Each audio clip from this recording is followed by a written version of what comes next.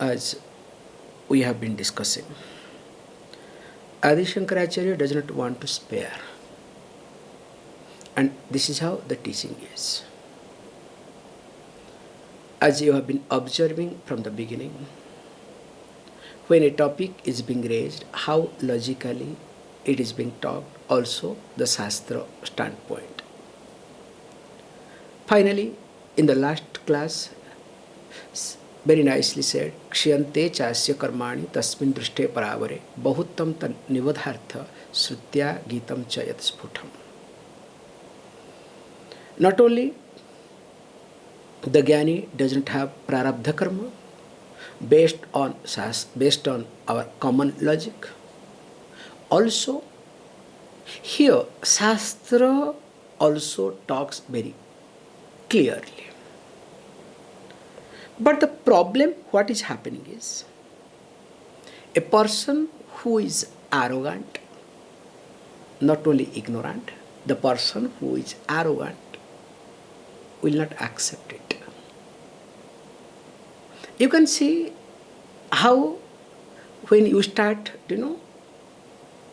dismissing others' standpoint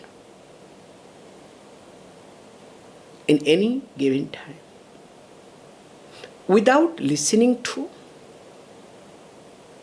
a person, already you have a conclusion. And interestingly, from that conclusion angle, you pretend to listen to, not listen to, you pretend to listen to, how to find out the mistake of the person, you understand, from your conclusive standpoint. Then finally what you do? In reality, you don't listen to the person at all. Only you listen to, or you pretend to listen to give the person back or to justify your standpoint. Here also, same thing happens. Because when a person listens to the scripture, they are called ignorant, in the sense thoughtless people. Remember, when you are ignorant, you are a thoughtless person, because you don't have relevant thought.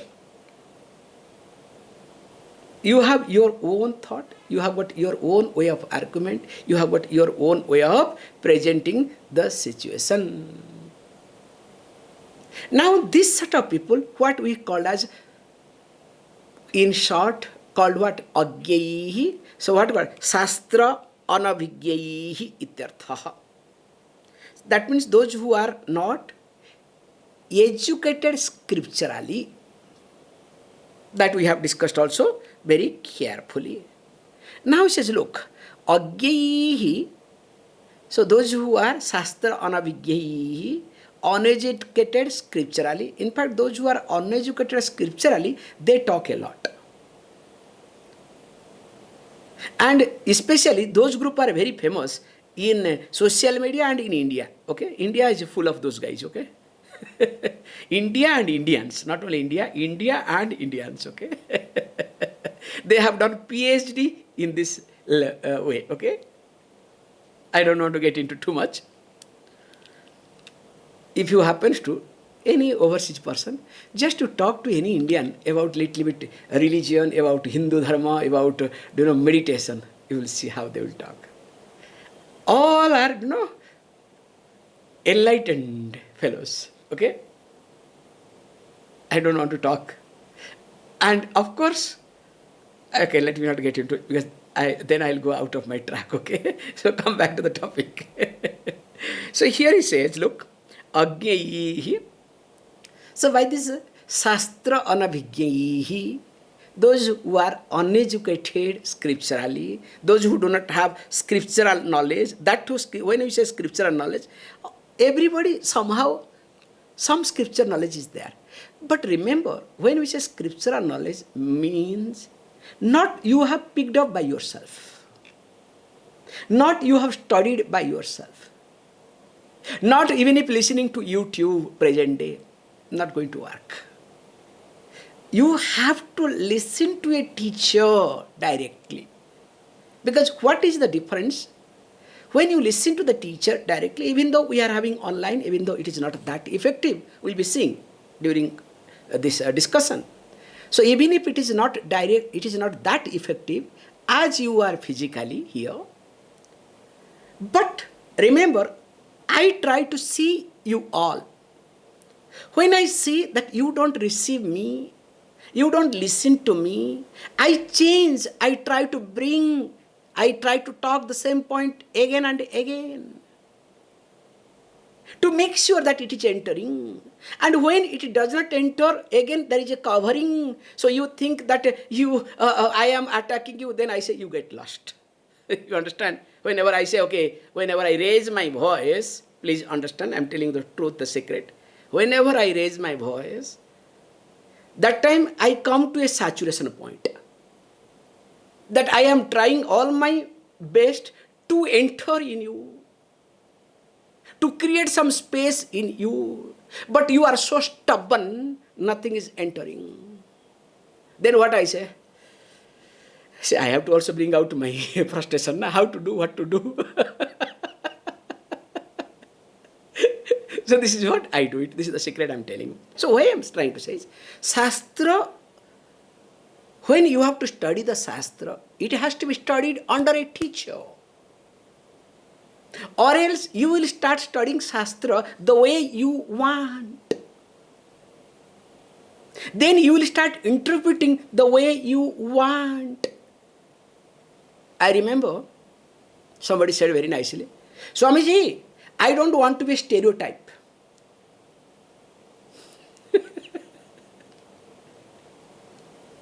Because I have come across many people differently, funny way. Swamiji, I don't want to be a stereotype person. Okay, thank you. So if you don't want to be a stereotype person, what sort of person you want to become? Would you like to be a mechanical person? The way you think, is it not another, being a mechanical is another stereotype or not? Let us not get into too much. So he says, look, if you accept and you start arguing, balāt etat uchyate. So balāt means without considering, person starts talking forcefully. Means you are right. The scripture doesn't know anything else. This Swami doesn't know anything. The teaching tradition doesn't know anything. So I know everything. This is supposed to be. And moreover, I have heard this thing before. How can you? You are contradicting yourself. That means still you are in KG and now you are sitting in the what? In university. So better go back to KG, okay? Not, don't come here. However, he says, look, balāt etat uchyate. So the person starts, talking this thing. What he says, look, there is prārabdha. Now, if you say there is prārabdha, very nicely here says, okay, if this is the case, then cha, this is the, very nicely comes prashnam. If this is so, then tadānarthadvayāgamaḥ bhavisyati iti. There will be two types of anartham. We say this anartham means a defect, absurdity. So what are the defects? We say anirmoksha prasangaha, other one is called sampradaya nichchedaha. Let us look at what is this, so that we will complete the verse. When you say, first of all, as per you, you say that yes, now according to you, prārabdha is there after the jñānam. That means what you mean? So you are saying that prārabdha cannot be destroyed by jñānam. Clear? See, I am taking your words and I am trying to talk to you, okay? Now, that which cannot be destroyed by jñānam, by knowledge, is it satyam or mithya? Can you get the point now? See, I am going along with you, okay? If you say After jñānam, knowledge, still prārabdham continues for a jñānī. Okay, I respect you. Let us go along with you. Now my question is, if jñānam cannot destroy knowledge, jñānam cannot destroy the prārabdham, then automatically prārabdha becomes satyam. Now if there is satyam, now tell me, this prārabdham and related to the prārabdham related to the body also satyam or not?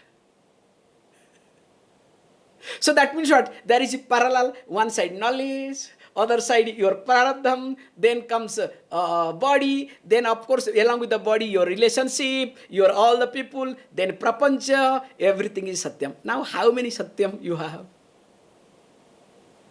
And what we have started, our basic point, dvaite bhayam asti.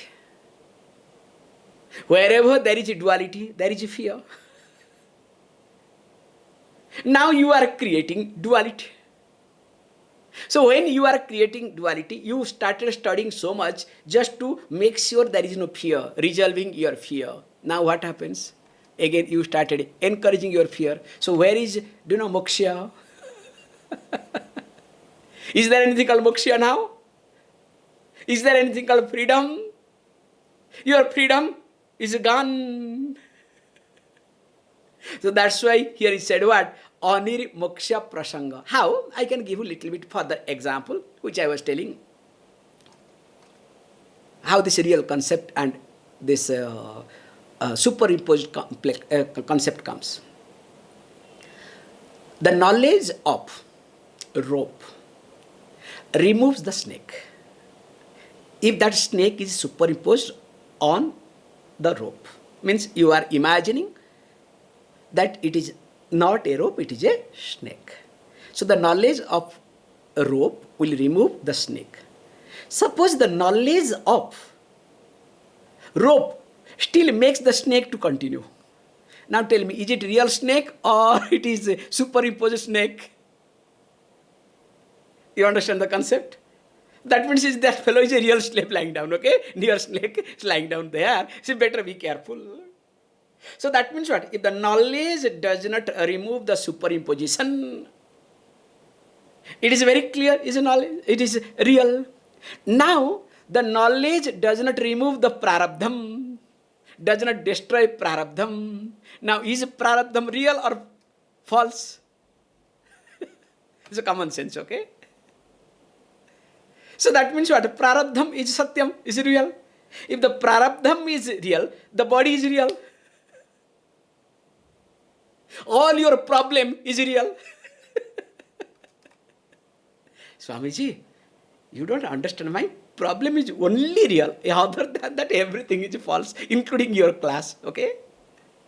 That's why when I have problem, I don't attend class, okay? I do it. If there is some problem in the family also, I don't attend class, okay? Because for me, my problem is more important, okay? More real, not more important, more real than the class. Then I will say, wish you all the best. Other than that, what can I say? Can I say anything to you? Because I need some audience, okay? For my sake, okay? Not for your sake. However, so this is called what? The first thing is called as Anir moksha prasanga.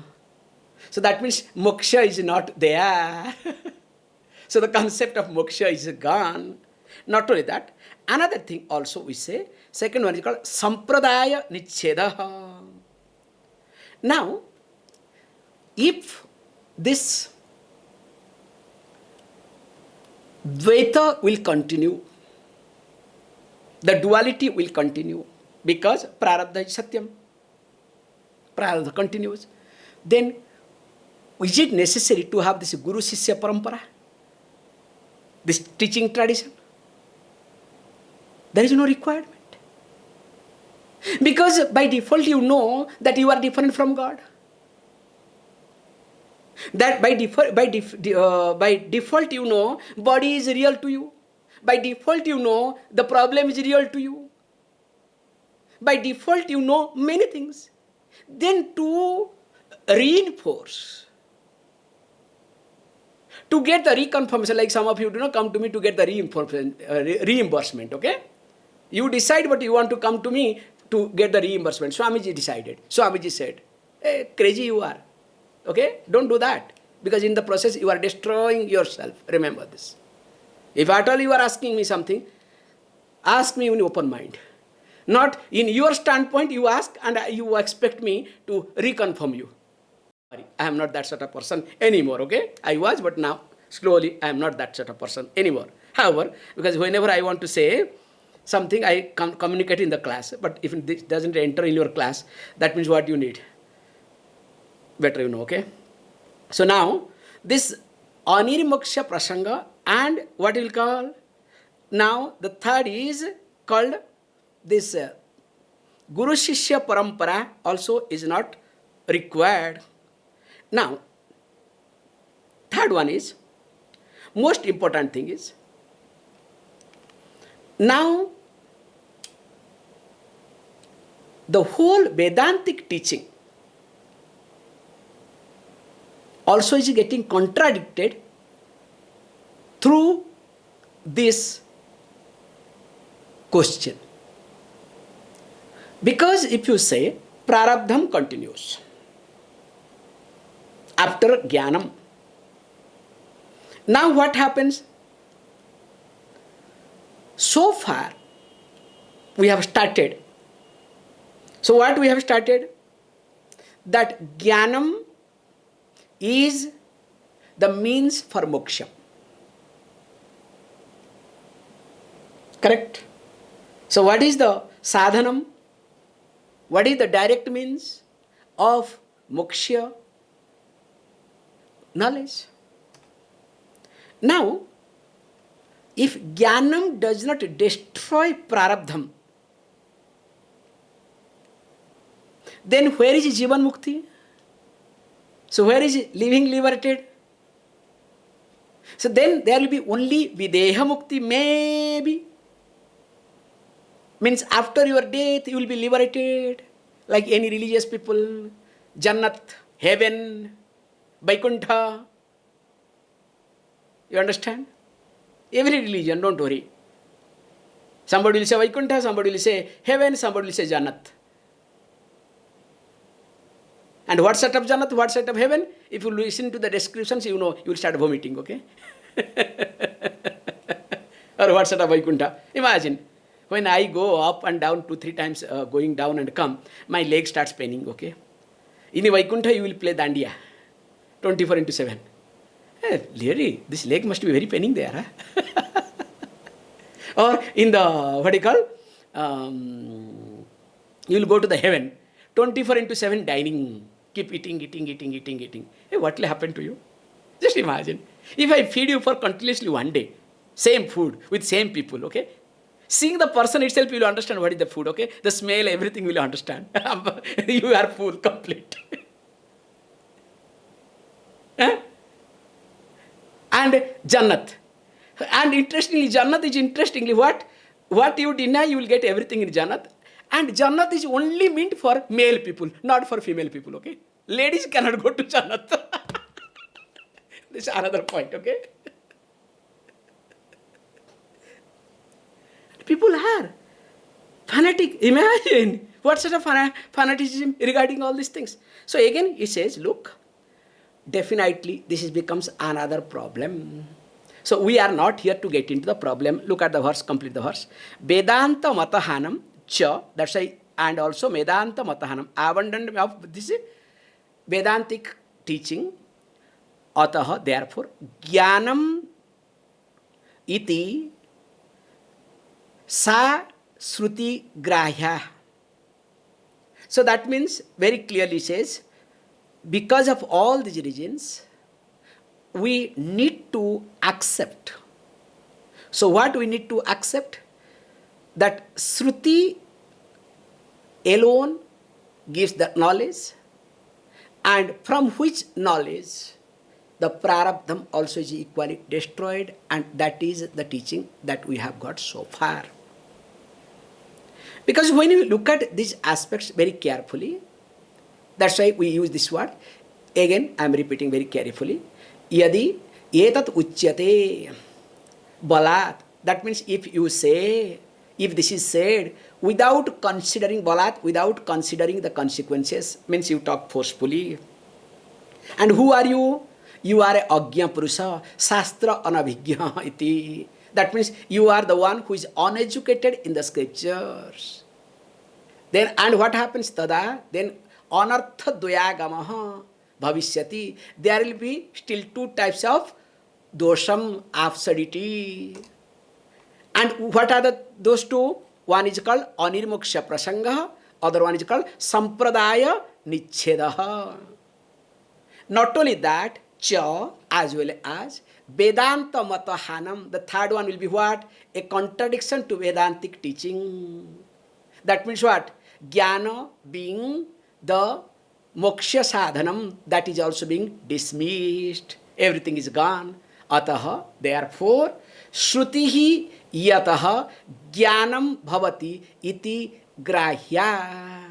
So that means what? Therefore, the śruti from which arises the knowledge. Because knowledge comes from the śruti. So that's why the śruti from which knowledge arises is to be accepted. In this regard, I cannot interfere, I cannot use my logic at all. Good. Now let us read.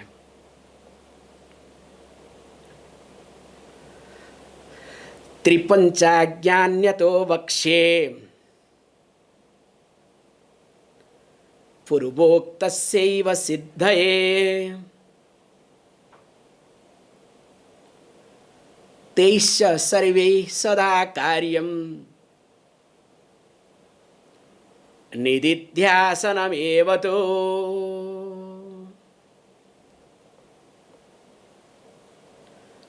Now, interestingly, we are coming to the last, let us say, discussion, this final topic, that is called nididhyasanam. From this verse onwards, around 45 verses till 144, we are going to discuss about nididhyasanam. Please understand, when we are talking about nididhyasanam, I would like to bring few points which is most important aspect, or else it will be misunderstood. Here we are talking people, those who have done enough of shravanam and mananam. That's why if the person has not done shravanam does not mean that you are attending classes, okay? Just sitting here, that is not shravanam, okay? If you say so, my computer is doing more shravanam, okay?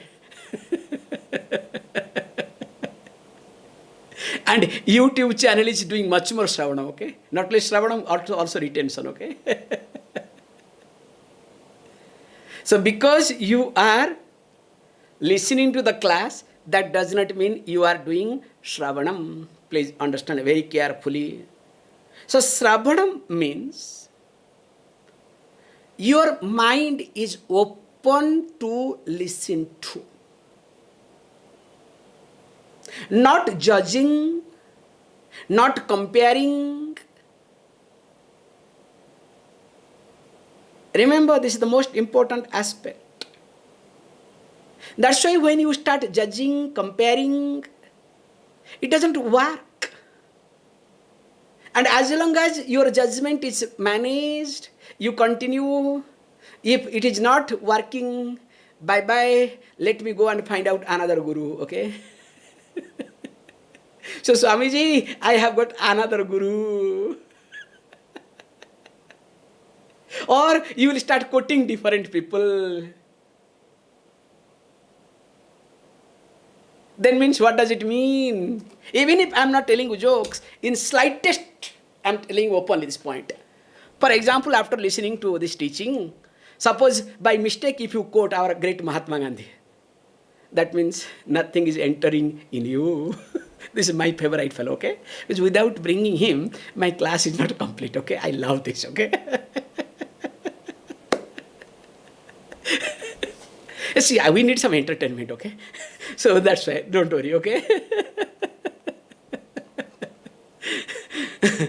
However, so that means when you are listening to, that is what we have learned. When we started studying under Pujya Swamiji, you can see me, when I talk something, and even if you listen to Pujya Swamiji's words, any class you listen to Pujya Swamiji, you will see almost the way of talking, including forget about, the words and other things, because everything is his words, okay, borrowed, because we have picked up. Even if the way of presentation becomes the same. And he picked up from his teachers. That's why when you look at especially Shankara Bhashyam, how Adi Shankaracharya makes you to think. Like, look at the verse, understand that word, then he will go out and come back. That's why we also go a little bit more. Not she goes very less, we go a little more, okay? Because in front of him, there were very qualified people. So now in front of me, they are not qualified. So that's why I have to talk psychology, I have to talk this, I have to talk that, okay? However, so that is how we look at. So the thinking must be tuned to the teaching. Then only there will be some difference in you.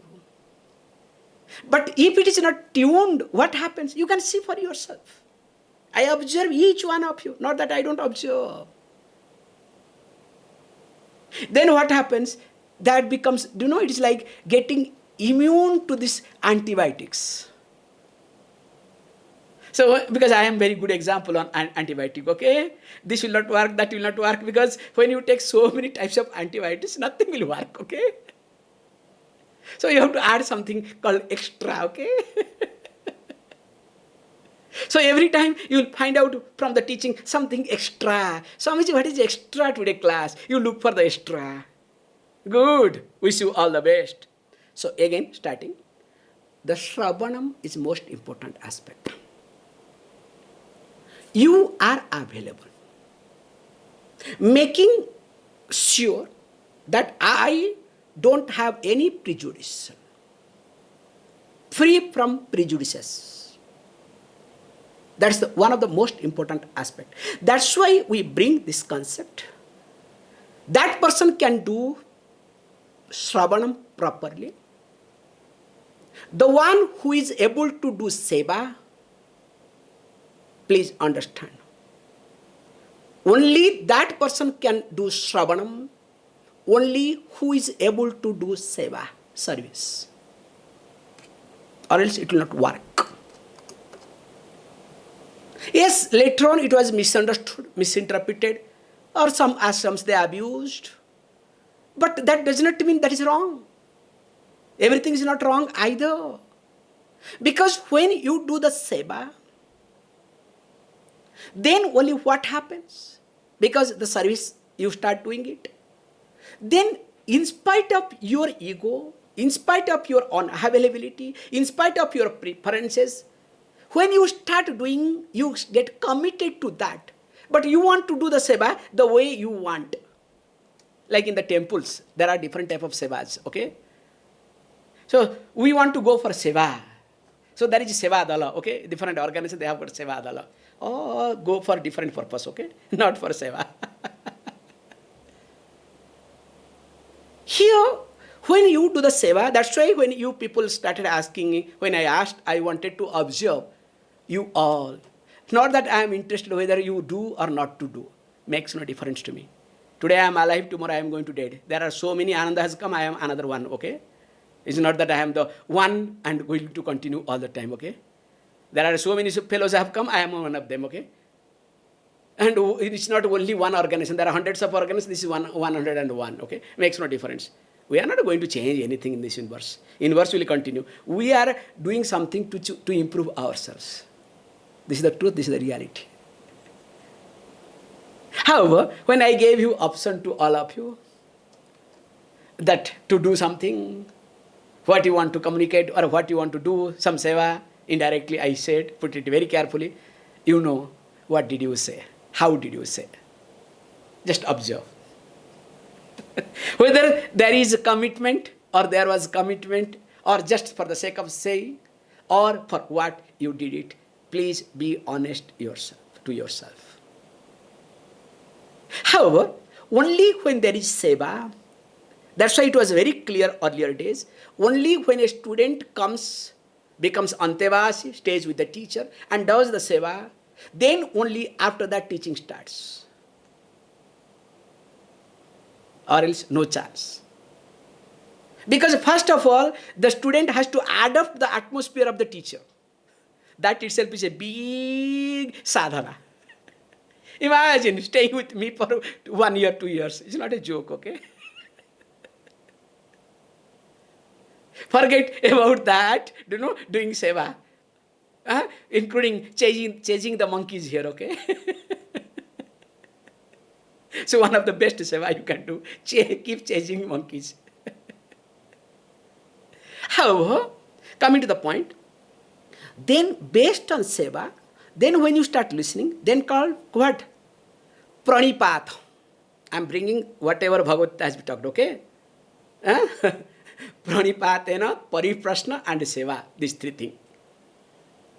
So pranipata means humility, bending down.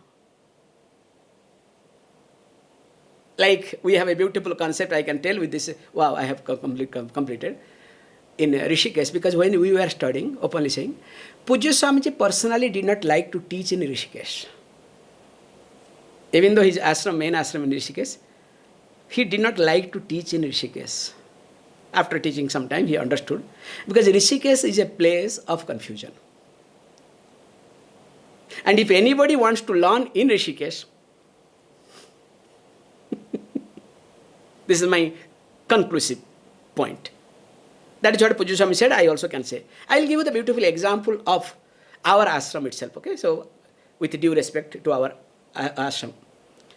Especially when any brahmachari studies in Rishikesh ashram, first when they arrive, very nice, very good. In fact, when they see a Swamiji, they will bend down and do proper namaskaram.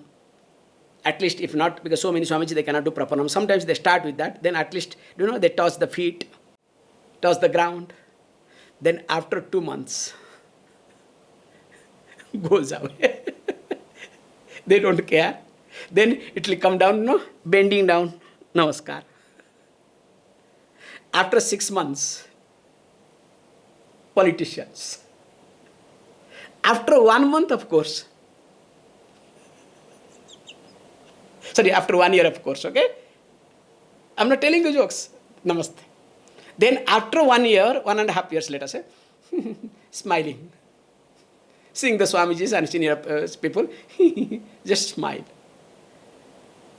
Then once it becomes 2 years, because another half year, 6 months are there to get course over, they expect, because they are already enlightened, they expect others to do namaskaram first.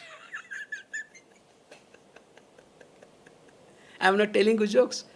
If you don't observe, next time when you come to ashram, please observe this. So all are enlightened people, okay? How long you are enlightened? As long as you are in ashram. When you are kicked away from the ashram, all your enlightenment go away, okay? You become most insecure person in the world. So coming to the point. So there we called as pranipata. So pranipata means doing proper namaskaram without any hesitation. Because if there is some hesitation, my culture, my this, that means still you are holding you onto your culture.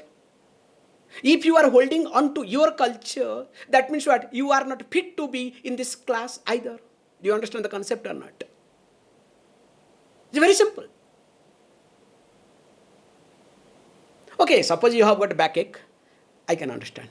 But you have headache, that I cannot understand, I need not understand, okay?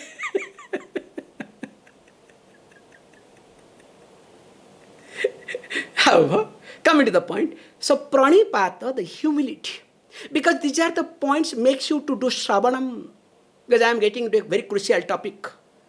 And if your Shravanam is not proper, not healthy, that's the third one is called Pariprashna. You have to ask the question in keeping with the teaching, not based on your imaginations, based on your fancies. You can have thousands of fancies, nothing wrong in it. You should have. But you need to resolve by itself. All the question must be in keeping with the teaching, so that you start understanding, resolving your unwanted thoughts by yourself. Swamiji, can you tell me this? Can you tell that? What does it mean? So you know better. It doesn't work. That's not teaching at all. That means you are not doing Shravanam. You are not a qualified person. So when Shravanam is healthy, while doing Shravanam, Mananam happens. But for you people, already Mananam is completed. Based on Mananam, you do Shravanam. Can you see this point? Already you have your own logic. And with that logic, you start listening to. It's not that way. First you do Shravanam, then you have your habitual logics, habitual errors. Now there is a constant fight. Oh, I am thinking this way, but now teaching says this thing. Oh, maybe I am stupid. Wow. So that listening time, that wow mentally, wow, is called Mananam. Can you see this point? So while Shravanam, Mananam. Not that, oh, he's talking something stupid thing. What nonsense he's talking? No, this is not possible. This is not right. What is this? I think it's making some fun. This is not right. When mentally you talk this thing, that means what? Already you have done Mananam, and now you are doing Shravanam. Can you see this logic very carefully? So Shravanam, then comes along with Shravanam, while listening to there is Mananam, also there is Nitidhyasanam.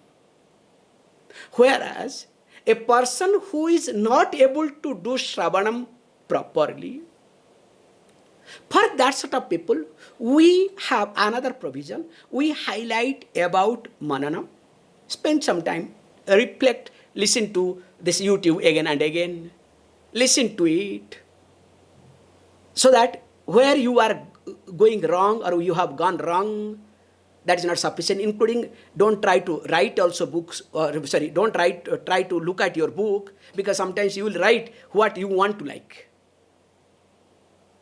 That is also not healthy. So when you listen to again and again, then what happens? Shravanam should be strong. Once Shravanam is strong, then Mananam will happen. Then based on that, Nitidhyasanam is owning up the knowledge. So why owning up? I'll take another 2-3 minutes today extra. Because here I may be able to resolve in the class, but I have my habitual errors. And when habitual errors are there, it takes over. And as long as a habitual error takes over, I don't enjoy my life, because I am in the hands of my habitual error.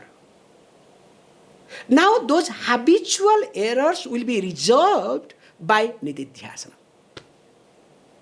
Remember, Nitidhyasanam does not give you knowledge. I am making it very clear. So we are not Bhamadikaras, technically you will see later on. So that means we are very clear, Shravanam gives you knowledge. In Shravanam there is Mananam and Nitidhyasanam simultaneously. It is not separately like cow. First you have to eat, then after that what you have to? You have to chew. Keep digesting. So listen to it, then sit, do Mananam, then do Nitidhyasanam. Please know. We say very carefully, Nitidhyasanam is being highlighted. Those who are not able to do proper Shravanam and of course Mananam. If Shravanam is done properly, we give the beautiful example of Indra and Narada. Even though Indra is Jnānī person, Jnānī Purusha, We give this example. Indra doesn't listen to anybody. He does not have listening capacity because he has a position.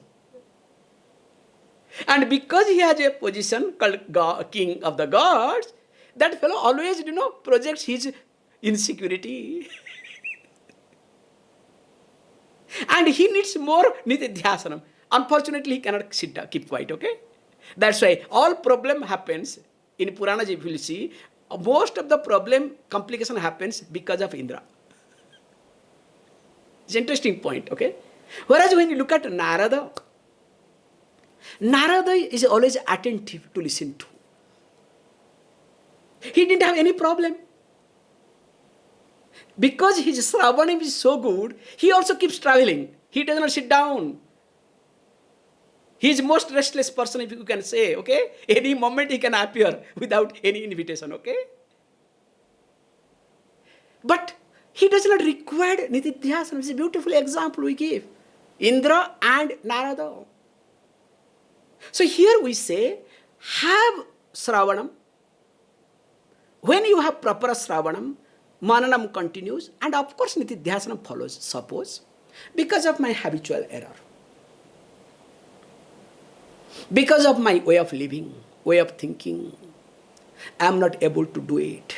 So for manda madhyama adhikari, nitidhyasanam is must. Now, from this verse onwards, nitidhyasanam is going to be talked elaborately. So if you think you are uttama adhikari, you don't have to be in the class. Okay, Sravanam is enough. You have understood.